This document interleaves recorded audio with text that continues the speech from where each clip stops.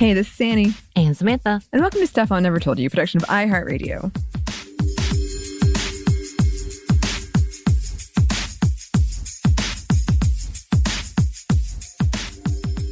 And welcome to another edition of Happy Hour. As always, if you choose to drink or whatever you're doing, do it responsibly. What are you sipping on, Samantha? I'm drinking room temperature water, not tap water, because I'm fancier than that. We did have a sponsor that gave us a lovely pitcher that we use. And so I got a fancy filtered room temperature water because my teeth is hurting. Oh. Always those issues, y'all. I have very sensitive teeth. Yeah, that filter's fun because it takes forever.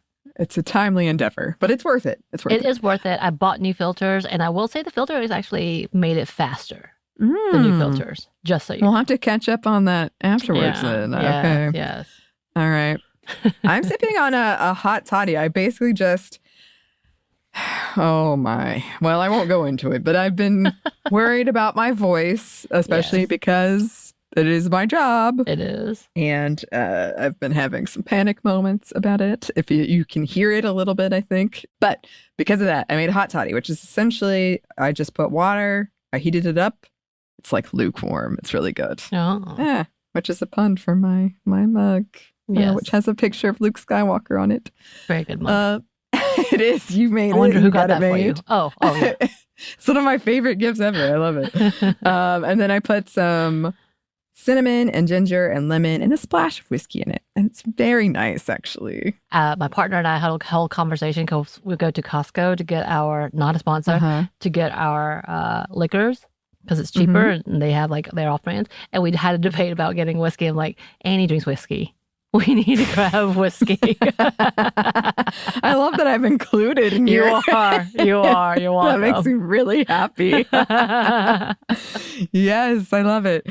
Okay, so this episode, I know there's a lot going on. There's a lot we need to talk about. We are going to talk about it, I promise.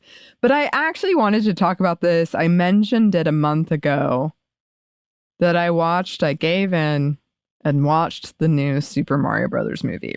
I already had this written because I think I wrote it while I was watching it, but I didn't want to release it during Pride Month because of Chris Pratt. So, oh, yeah. Ew.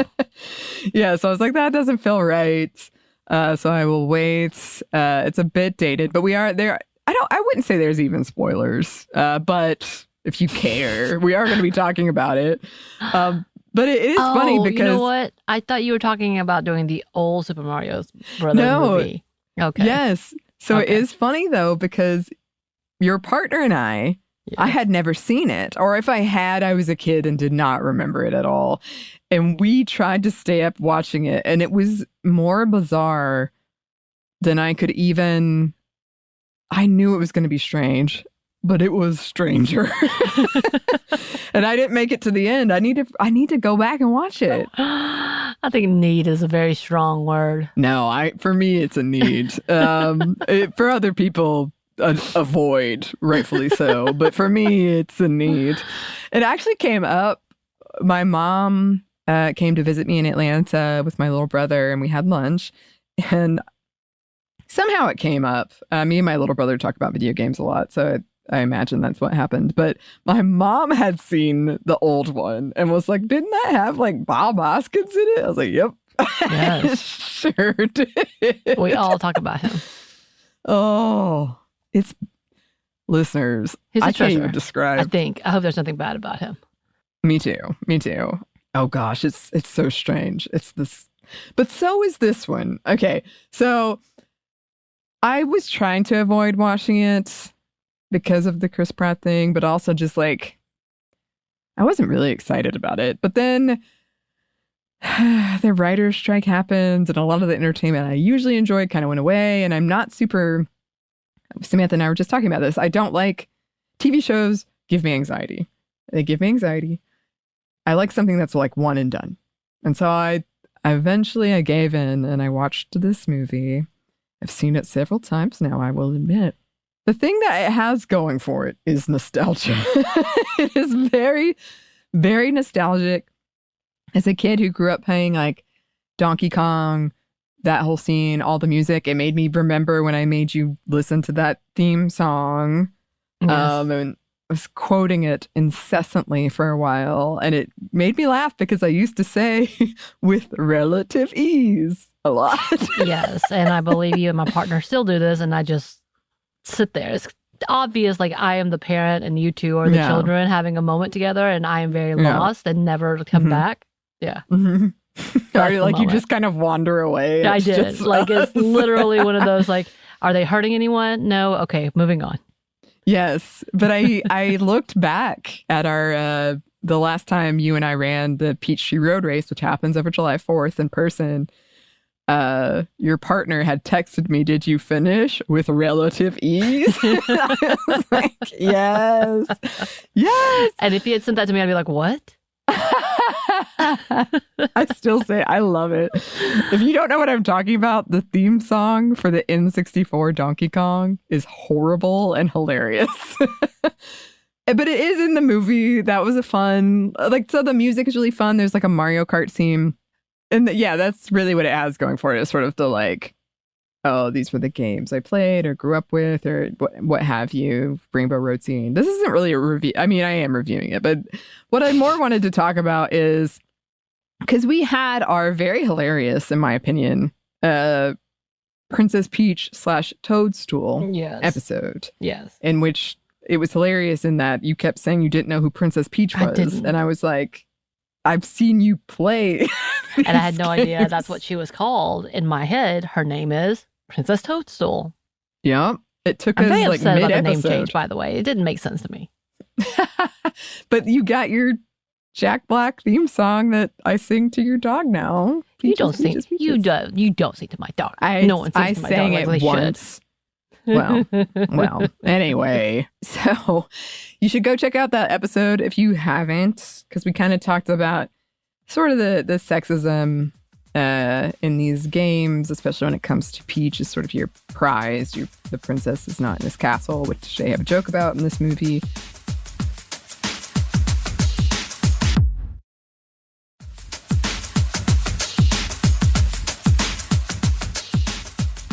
It was interesting because they tried to make Peach more bad. And I would say she is. She is. But ultimately, it does all come down to Bowser is in love with her and wants to marry her and is going to destroy her whole kingdom, the Mushroom Kingdom, if she doesn't agree. And so it's weird because it's like they tried to make her a stronger character, like more of a character. And she definitely has, she's really proficient with weapons. She's really, she shows up Mario a lot. But ultimately it does boil down to Bowser's trying to marry her. And I was watching this, and it's not like that's new at all, because that is like the game. That is exactly the plot. We talked about it in that episode we did on Princess Peach / Toadstool. That is the plot of one of the games, is that he like tries to not only kidnap her, which he does in almost every one, but he tries to marry her. And it was weird because I was watching this as an adult and I was like, I can't believe it's 2023. And I'm watching a movie where marriage is kind of being used as a weapon, where it's very much like he's going to control her via marriage. And if she doesn't agree, he's going to kill everyone she cares about. Obviously. Yes. And it's framed as very funny. And Jack Black is amazing. Like, the song is really good. He's a really great actor. He's really funny in it. But it's like kind of the funny aspect of toxic masculinity, because he has so many lines that are funny. But when you think about them, you're like, oh, this is real messed up. Like, he's essentially, we're supposed to laugh because he's this big villain and he's like, oh, I want to have a happy fairy tale wedding. And you're like, ah. But then, like, oh no, he's actually like trying to manipulate this person. who he says is like beautiful and smart and strong, all this stuff, into marrying him. And he thinks that will make him very, very happy. And he has a line where he's yelling at Mario, where he's like, I was finally gonna be happy, which I feel is like very incel kind of language when you're like talking about what you're, if only this woman would give me what I want, I would be happy and then it would be fine. But instead she didn't. And now he's resorting to all this violence. And I bet a lot of you listening are like, Anney, this was like a cartoon movie for kids. But I can't turn off my feminist brain. And I was watching this and I just thought, kids are probably watching it, loving it. And we're not. It's strange to me, I guess, that that was the plot line. Or maybe not strange, but not something I'm comforted by. Right. I mean, essentially, it does feel like a step back when for so long we've been like, oh, yay, we finally have a superhero or heroes that are women who can do their own thing. But then we talked about Marvel, like, yay, women. Oh, no, women are bad, apparently still. Like, it's the push back and forth of like, you're kind of doing it, but you're doing the minimal of doing it. And then you're doing it in a way that's just not really well done. So is it more insulting now? Right. I saw an article today we need to come back to, but it was like, Marvel, you got to stop fridging your women. But yeah, I mean, essentially, because like they did, like I said, they made her stronger. They made her more bad, but it felt very much like they knew people were going to be like mad about it. So like, no, she's strong. See, she can hold her own. She can do all this stuff with weapons, all that, whatever. But then they were like, still. Again, I kind of go back to the Mad Max, the new version with Charlize Theron. But like everybody was so mad because it was like feminist because she was the one that was driving the truck and there's those women and all these things. But I'm like, but still in the end, it was the Max dude who had to sacrifice himself to save them all.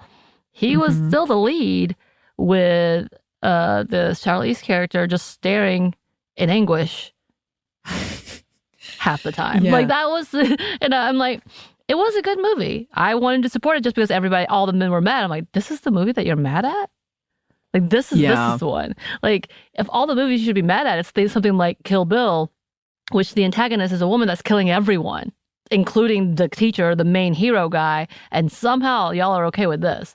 Like, because it was made by a dude who kind of actively hates women. I don't know. Like, I'm not sure. But the whole stance is like, it's not as feminist as you think it is, but you're mad because it's implying they could be. Yeah. That's the interesting thing, because we've talked about that a lot, because I feel like there's this thing, especially in like traditionally perceived as masculine spaces. So video games is a huge one. And in fact, there was an article. Did you see this, Samantha? There's an article that came out the other day that said more women play video games. And it got like raked through the coals by men who are like, that's impossible. That's impossible. Well, I still love that. It was just a straight up like, here's this the facts. Is what the survey found. And they were like, oh, like, where are you getting this information? Yes. So this is still like a huge deal in the video game world. And I feel like in a lot of those cases, in a lot of those spaces, you can have your women, you can have your like female character be a little bit stronger, but only to a point, only till she's still sexualized, only like she still has to fit in our like masculine gaze. And the fact that this was like a wedding storyline used to entrap her, as even though she's like, quote, more badass, that feels very much like she's still being seen as this. In the Mario Odyssey game, because I played it for a split second, and then my partner enjoyed it way more because I got to a point I'm like, I'm going to die all the time, so I quit now. Is the plot point to rescue the princess? Oh, I don't know. I think it is. Is that the one? So there is one game where the exact plot point is that Bowser's in like a white wedding suit. He's got a top hat. I think that's I think I remember, like, this sounds really familiar, and I've never watched this movie. Never watched the previews. I know nothing about it. I knew that Chris Pratt was going to be the voice. I was like, why? That doesn't even make sense. It's like, the accent nothing is about worse that than makes you sense. imagine. Yeah. So all those that to say, like, I have no interest, but I feel like I think the Odyssey is the one where the dude's like, I'm gonna marry her, and he keeps kidnapping her, and then he sends his henchmen to fight Mario in different scenarios, which I always die. I always die. This is why I hate these games, even on the Switch. Still angry. It's okay. I'm okay. But the plot point is that he has to get her, him and Hattie, whatever the name of the hat is. Yes. This is how you can be a co-op. And I'm still bad at it. But I'm trying to remember. I think that's the whole plot point. And I'm like, that's a newer game, and it's one of the most popular games out there. Yep. The fact that it is a newer game, I guess you have to have some kind of ultimate goal. But it seems odd that this is the ultimate goal, the marriage line. Because I don't feel like the Super Mario 3, that was the intent. It was just to help her, to find her, right? Right. A lot of them are just, she's like not in your castle. You have to go find her. And I will say, maybe not in defense of, but to clarify, in the movie, she does, she agrees to the marriage because she's trying to protect her people. But she does have a plan to get out of it, and she does attack Bowser, and he's like, well, then we're breaking up right now. So yeah, I'm working on my voices. That's good. Yeah, thank you.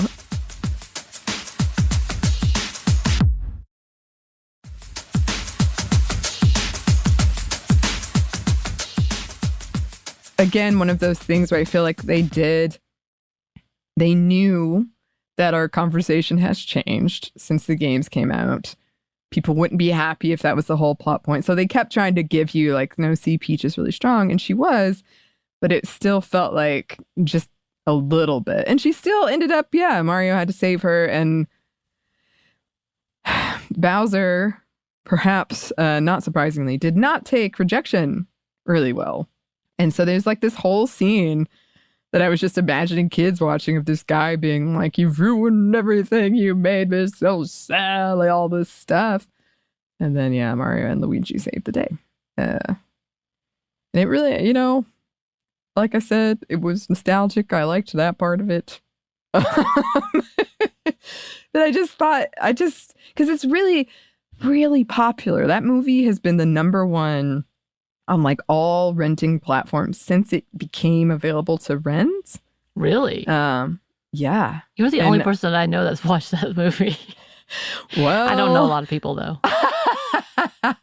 Well, but I mean, I imagine a lot of its kids watching it, and it is a step forward in some ways, but in so many ways I was like, but you still went this way. All right. Does she marry Mario? She doesn't. It's definitely going to be a sequel because at the end, like Yoshi, who wasn't in it, comes out of his like egg. So they kind of end on a like 80s like woo. Oh wait, Yoshi's coming in the next one. Yeah, I would assume. They made enough money. I'm sure they're going to make another one. But yeah, I just, you know what? If you listeners haven't watched it, and you want to, I would love to hear your thoughts about it, because literally I was watching it and I was like, am I being too much about this? I'm like, I don't think I am. It's odd. It is odd. It is very strange. I am also going to Universal, as I've said, not a sponsor, because The Last of Us is going to be there. But they have taking over the whole thing? Or is it just one little area? Have you ever been during Halloween Haunted Nights? No, I think we went to the Disney World and it was way early. Yeah, that was different. Yeah. So basically there's 10 haunted houses and they just pop up. It's the whole park, the Universal Studios. But they don't take over like a ride or anything. All the rides are still open. But there is a Mario Land in Universal now. So I will be going. It has a Mario Kart ride. I've heard interesting things about it. Mostly that it's just like not complete, nothing bad. But it's finished. Like you're not going to die on it, are you? No. Okay. I mean, that's a weird statement. It's not complete. Sorry. To clarify, I meant that part at the park isn't complete. The ride is complete. The ride is complete. Okay. Yes. Okay. Yes. But I will be taking pictures and I'll report back.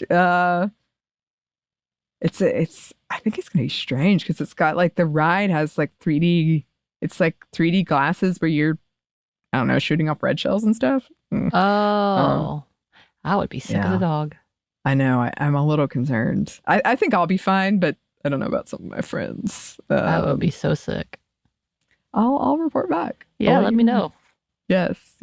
But in the meantime, cheers. Cheers. I could have gone on and on, but that's what I'll say for now about the new Super Mario Brothers movie. Although also, one more thing, the age difference between the actors kind of weirds me out. But all right. That being said, if you have any thoughts, please on this one or the old one, oh my gosh, please write in. You can email us at stuffmediamomstuff@iheartmedia.com. You can find us on Twitter at momstuffpodcast and Instagram and TikTok at Stuff One Never Told You. We also have a TeePublic store where you can buy some merchandise.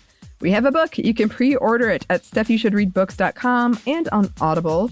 Thanks as always to our super producer, Christina, our executive producer, Maya, and our contributor, Joey. Thank you.